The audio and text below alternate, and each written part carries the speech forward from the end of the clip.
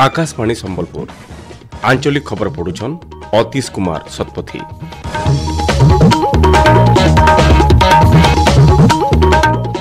जुहार पहला मुखिया खबर। पीएम किसान योजना थी 18 नंबर किस्ती देले प्रधानमंत्री। राज्यर 31,51,000 नदका चाषी पाइले 600 टंका। राज्य 16,009 जन कनिष्ठ शिक्षक शिक्षयित्री को नियुक्ति पत्र देले मुख्यमंत्री। कहले सुस्थ समाज गठन दिगे शिक्षक मानकर भूमिका गुरुत्वपूर्ण। एवं दिने राज्यस्तरीय बाजीराउतकर जयंती पालन हवा बोली घोषणा कले मुख्यमंत्री। और मुख्यमंत्री को अभियोग शुणाणी शिविर एवं 7 और 14 तारीख दिन रहबा बंद।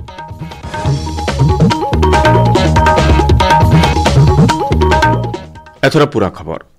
केंद्र सरकार को सबु नीति और निष्पत्ति विकसित भारत के समर्पित करा जायछि और चाषी माने विकसित भारतर आधार बोली प्रधानमंत्री नरेंद्र मोदी कहिछन। महाराष्ट्र वासिम आभासी जरिया प्रधानमंत्री किसान सम्मान निधि योजनार 18 नंबर किस्ती देवार अवसर श्री मोदी कहिछन जे देशे चाषी मानकर उन्नति लगी बहुत पदक्षेप निया जाउछि। कृषि भित्तिभूमि के बरकस करवार और चाषी मानकर कल्याण लगी भिन्न भिन्न योजना कार्यकारी करवार लगी सरकार काम करुछन।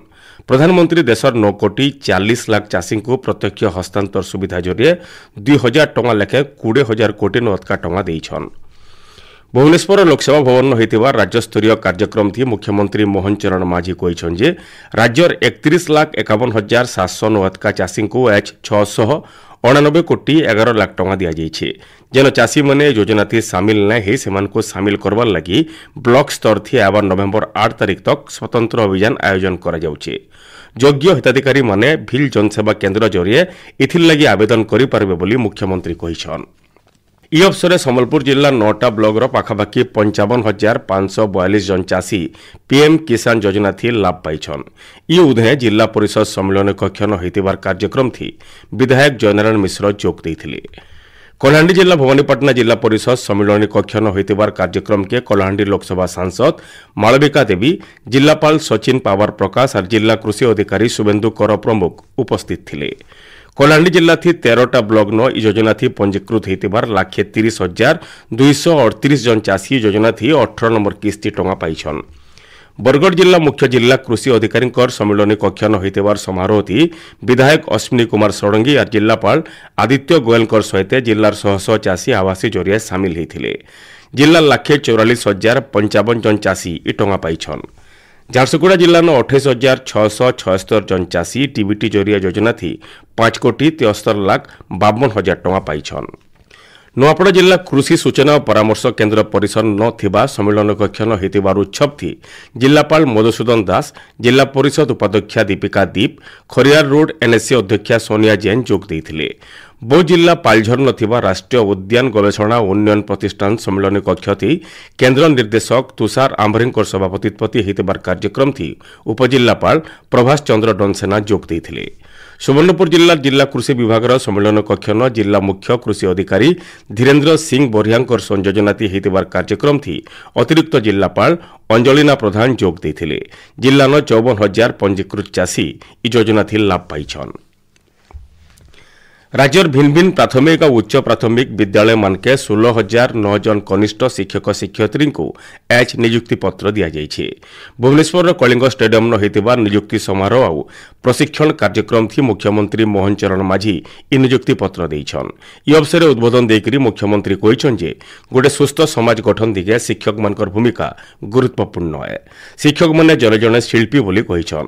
राज्य शिक्षार गुणात्मक मान बढ़ावार और छात्र और युवशक्तिर विकास लगी सरकारी बचर शिक्षा विभाग बजेट थी सबुनुआतका 35,536 कोटी टंकार व्यवस्था करिछन बोली मुख्यमंत्री कहिछन। सेंता केंद्र शिक्षा मंत्री धर्मेंद्र प्रधान समारोह उद्बोधन देकरी कहिछन जे शिक्षक मानकर तालीम दिग्दर्शन थी छोट छोट पिला माने विकसित ओडिशा और भारत गठन थी प्रमुख अंग हेबे। विकसित भारत गठन दायित्व शिक्षक मानकर ऊपर रहिथिबानु सेमाने सौभाग्यशालीआन बोली केंद्र मंत्री श्री प्रधान कहिछन। ये कार्यक्रम थी उपमुख्यमंत्री कनक वर्धन सिंहदेव, विद्यालय गणशिक्षा मंत्री नित्यानंद गंड, उच्च शिक्षा मंत्री सूर्यवंशी सूरजकर सहित विद्यालय गणशिक्षा विभाग वरिष्ठ अधिकारी माने जोग देइथिले। आपण माने खबर सुनुछन आकाशवाणी संबलपुर केन्द्रनु। भारत इतिहास थी सबुनु छोट शहीद स्वाधीनता संग्रामी भावे मान्यता पाइथिबार बाजीराउतकर जयंती अवसर एच राज्यर भिन्न भिन्न जागन ताकर प्रतिमूर्ति थी पुष्पमाल्य अर्पण करा जाइछि। ଢେଙ୍କାନାଳ ଜିଲ୍ଲା ନୀଳକଣ୍ଠପୁରନ 1926 ମସିହା ଅକ୍ଟୋବର 5 ତାରିଖ ଦିନ ଜନ୍ମ ହୋଇଥିବାର ବାଜି ରାଉତ 12 ବର୍ଷର ବୟସ୍ତି ଇଂରେଜମାନଙ୍କର ବିରୋଧୀ ଲଢ଼ିକରି ଦେଶ ମାତୃକାଲ ଲାଗି ନିଜର ଜୀବନ ବଳିଦାନ ଦେଇଥିଲେ। ବାଜି ରାଉତଙ୍କର ଜୟନ୍ତୀ ଆହବା ଦିନେ ରାଜ୍ୟସ୍ତରତି ବ୍ୟାପକ ଭାବେ ପାଳନ କରାଯିବା ବୋଲି ମୁଖ୍ୟମନ୍ତ୍ରୀ ମୋହନ ଚରଣ ମାଝୀ କହିଛନ୍ତି। ଭୁବନେଶ୍ୱର ଜୟଦେବ ଭବନ ହୋଇଥିବାର ବାଜି ରାଉତଙ୍କର ଜୟନ୍ତୀ ସମାରୋହରେ ଯୋଗ ଦେଇକରି ମୁଖ୍ୟମନ୍ତ୍ରୀ କହିଛନ୍ତି ଯେ ଦେଶର ଲାଗି ନିଜର ଜୀବନକୁ ଉତ୍ସର୍ଗ କରିକରି ତାଙ୍କର ତ୍ୟାଗ ବଳିଦାନ ଆର୍ ଦେଶ ପ୍ରେମ ସମସ୍ତଙ୍କୁ ଗୌରବାନ୍ୱିତ କରିଥିବାର ଶହୀଦ ବାଜି ରାଉତଙ୍କର ଓଡ଼ିଶା ଇତିହାସରେ ସ୍ୱତନ୍ତ୍ର ସ୍ଥାନ ରହିଛି। ଆଜିର ଯୁବପିଢ଼ି ତାଙ୍କର ନିଷ୍ଠା ନୀତି ଆଉ ଆଦର୍ଶଥି ଅନୁପ୍ରାଣିତ ହେବାର ଦରକାର ରହିଛି ବୋଲି ମୁଖ୍ୟମନ୍ତ୍ରୀ କହିଛନ୍ତି। କେନ୍ଦ୍ର ଶିକ୍ଷାମନ୍ତ୍ରୀ ଧର୍ମେନ୍ଦ୍ର ପ୍ରଧାନ ଏହି କାର୍ଯ୍ୟକ୍ରମରେ ଯୋଗ ଦେଇକରି କହିଛନ୍ତି ଯେ ଆବା 2026 ମସିହାରେ ଶହୀଦ ବାଜି ରାଉତଙ୍କର ଜୟନ୍ତୀ 100 ବର୍ଷର ପୁରା ହେବା।